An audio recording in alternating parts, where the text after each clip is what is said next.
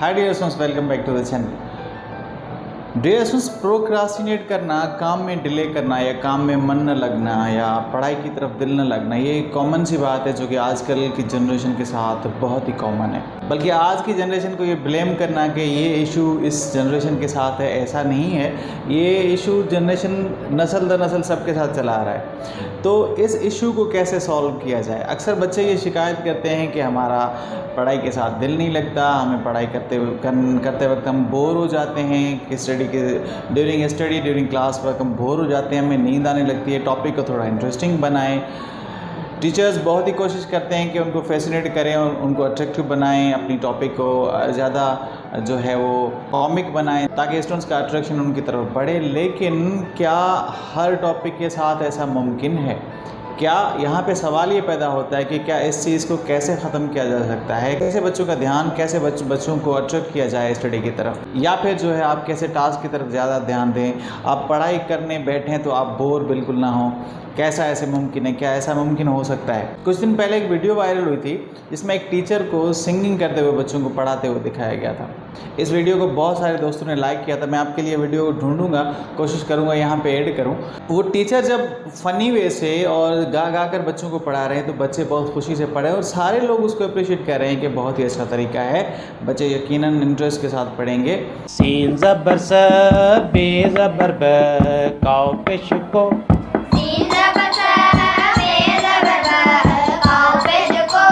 टेज़ रटे यमन पेशयों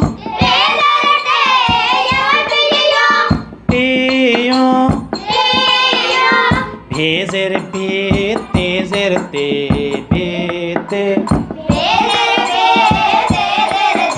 छोटे बच्चों की अगर हद तक बात करें तो ये तो बहुत ही मुमकिन है कि उनको अगर फ़नी वे से, इंटरेस्टिंग वे से पढ़ाया जाए तो बिल्कुल वो अट्रैक्ट होंगे, माइल होंगे, उनका ध्यान स्टडी की तरफ ज़्यादा आएगा, खुश पढ़ेंगे। और जब खुशी से कोई बंदा काम करता है तो वो अच्छे तरीके से होता है।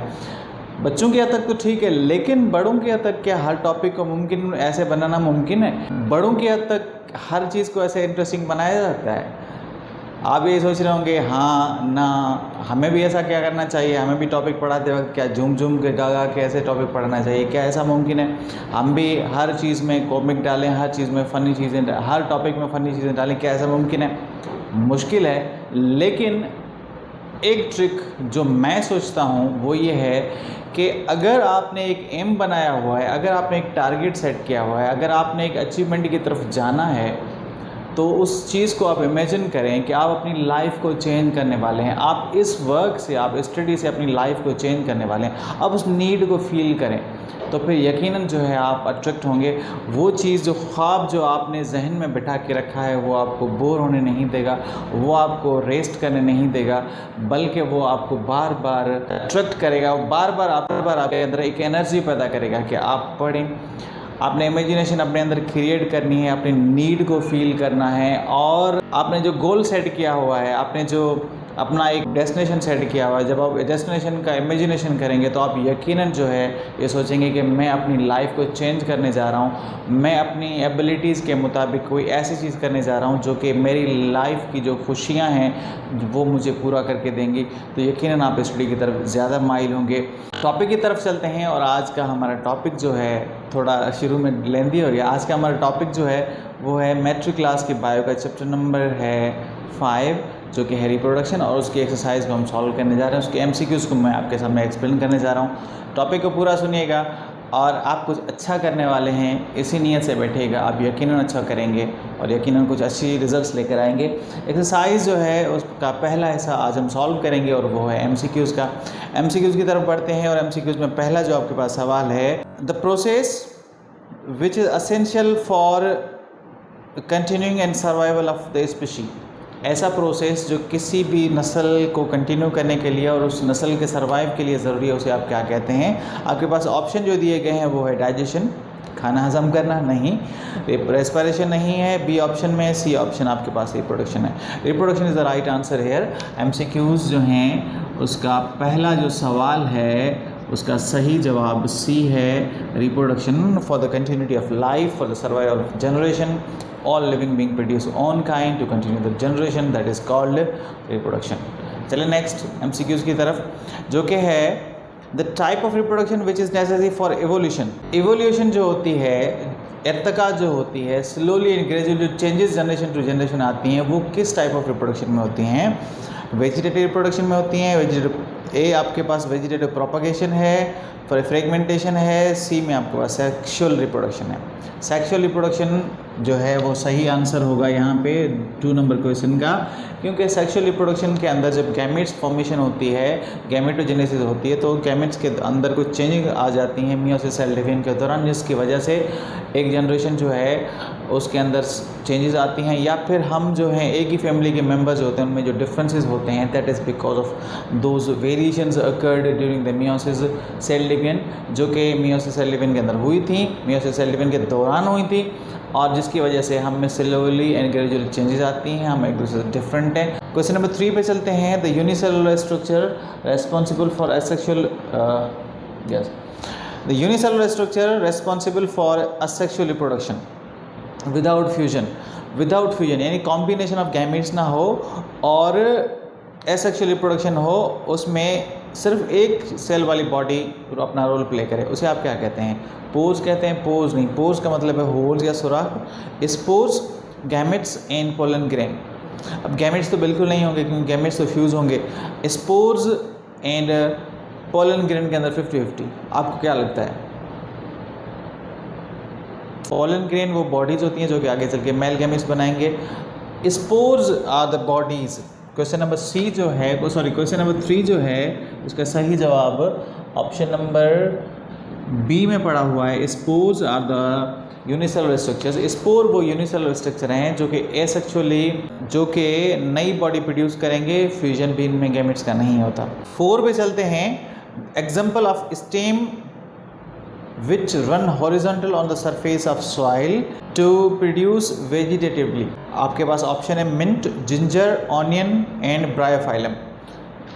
जिंजर ज़मीन के नीचे होती है, अदरक जिसे आप कहते हैं, ऑनियन भी ज़मीन के अंदर ग्रो करता है, ब्रायोफाइलम घास वाले पौधे हैं। Mint is a correct option here, जो कि ऑप्शन नंबर ए में पड़ा हुआ है। मिंट का पौधा जो है वो हॉरिजॉन्टल ज़मीन पे चलता है, क्रीपर है, और ये जो है वेजिटेटिव रिप्रोडक्शन इसके अंदर होती है। Plant stem that arise from the bud on the base of the parent plant. किसी भी पेरेंट प्लांट के बेस से जो बड निकलती है, न्यू प्लांट ग्रो करता है, उसे आप क्या कहते हैं? उसे आप बल्ब कहते हैं, उसे आप राइजोम कहते हैं, उसे आप शक्कर कहते हैं, उसे आप रनर कहते हैं। रनर मीन्स क्रीपर, जो कि ज़मीन पे रेंगने वाले पौधे जो होते हैं, क्रीपर्स प्लांट जो होते हैं। राइजोम जो है वो टेरिडोफाइट पौधों का जो स्टेम होता है, जो कि हॉरिजॉन्टल ज़मीन पे ग्रो करता है, वो स्टेम होता है। स्टेम नहीं है। बल्ब जो होते हैं वो फ्लावर की जगह पे ग्रो करते हैं, जिनके अंदर स्पोर डेवलप होते हैं। आपके पास यहाँ सही जवाब जो होगा वो सी होगा, शक्कर। क्वेश्चन नंबर 5 का सही जवाब है शक्कर, उसे आप कहते हैं, जो कि किसी भी पेरेंटल प्लांट की बॉडी के बॉटम से जो न्यू प्लांट ग्रो करेगा उसे आप शक्कर कहते हैं। क्वेश्चन नंबर नेक्स्ट पे चलते हैं। नेक्स्ट पेज पे है क्वेश्चन नंबर नेक्स्ट 6 है आपके पास। The type of seed production without fusion, the type of seed production without fusion of male and female gametes। ऐसा सीड जो मेल और फीमेल गैमेट्स के फ्यूजन के बगैर पैदा हुआ हो, क्या ऐसा मुमकिन है? हाँ, ऐसा मुमकिन है। चंद प्लांट्स के अंदर ऐसा होता है, और आपके पास ऑप्शन है parthenocarpy, apomixis, grafting and scion. Apomixis is a correct answer here. Apomixis का मतलब है, एपोमिक्सिस कौन से ऑप्शन में है? बी ऑप्शन में। Apomixis is the process in which seed is formed without the fusion of male and female gametes. चलते हैं क्वेश्चन नंबर 7 पे। Female gametes of angiosperm plant. Female gamete angiosperm plant का जो होता है वो एम्ब्रियोसेक होता है, ओव्यूल होता है, ओवरी होता है, कार्पेल होता है। Embryo sac is a bag which contain embryo. Ovule ovary, ovule के अंदर ओवरी होती है। कार्पिल फीमेल गैमेट को आप ओव्यूल कहेंगे। Ovule is the female gamete. Question number 7 जो है इसका सही जवाब बी है। Ovule is the female gamete of angiosperm plant. The next question आपके पास जो है वो है 3n zygote is angiosperm develop into 3 and zygote जो होता है वो किस में कन्वर्ट होता है? प्लांट्स के अंदर डबल फर्टिलाइजेशन एंजियोस्पर्म में होती है। एक जाइगोट जो होता है वो कन्वर्ट होता है बेबी प्लांट के अंदर, दूसरा जाइगोट जो होता है वो एंडोस्पर्म में कन्वर्ट होता है जो कि 3N होता है। तो यकीनन यहाँ पे एंडोस्पर्म ऑप्शन होगा और यस एंडोस्पर्म ऑप्शन जो है वो डी में मौजूद है। क्वेश्चन नंबर 8 का सही जवाब जो है डी है। 3N zygote is converted into endosperm which is the food for the plant till the germination of the seed. Question number 9 है आपके पास, male gonads in rabbits are, rabbit के अंदर मेल गोनेट्स कौन से हैं? Testis, ovaries, scrotal sac, vas deferens? Ovaries female gametes हैं, scrotal sac वो बैग जिसके अंदर टेस्टिस होते हैं, और वाज द डिफरेंस ट्यूब है। Testis are the male gametes, testis जो हैं वो मेल गैमेट्स हैं। क्वेश्चन नंबर 9 जो है उसका सही जवाब ए है। टेस्टिस सभी मेल गैमेट्स के और गोनेट्स होते हैं, उन्हें हम कहते हैं। क्वेश्चन नंबर 10 जो है वो है female gametes are fertilised in the rear end of, female gametes कहाँ पे फर्टिलाइज होते हैं? और ये आपके पास ऑप्शन दिए हुए हैं, oviduct, fallopian tube, ovaries, both A and B. Female gametes ovaries के अंदर बनते हैं, लेकिन जब मैच्योर हो जाते हैं तो वहाँ से बाहर निकलते हैं और एक ट्यूब होती है जिसके थ्रू आकर यूटिरस तक पहुँचते हैं। तो वो जो ट्यूब होती है उसे हम फेलोपियन ट्यूब कहते हैं या उसे हम ओविडक्ट भी कहते हैं। तो इन दोनों ट्यूब्स को हम जनरली, अब आपके पास ऑप्शन जो मौजूद है वो है डी करेक्ट, क्योंकि ए एंड बी दोनों सही हैं। तो फीमेल गैमेट्स फर्टिलाइज कहाँ पे होते हैं? ओविडक्ट या फेलोपियन ट्यूब के अंदर होते हैं, और जिसका सही जवाब जो है वो ऑप्शन नंबर 10 जो है उसके डी में पड़ा हुआ है। क्लियर है? MCQs क्लियर है। 10 MCQs आपके पास थे, हम ख़त्म कर चुके हैं और शॉर्ट क्वेश्चन के साथ जल्दी नेक्स्ट वीडियो अपलोड होगी आपके सामने। चैनल पे अगर पहली बार आए हैं तो सब्सक्राइब ज़रूर करें, वीडियो अगर अच्छी लगी हो तो लाइक भी कर दें और बेल आइकन को भी प्रेस कर दें, क्योंकि आगे आने वाली वीडियो सब आप तक पहुँचती रहें। मिलेंगे फिर जल्दी नेक्स्ट टॉपिक में। Till then bye bye.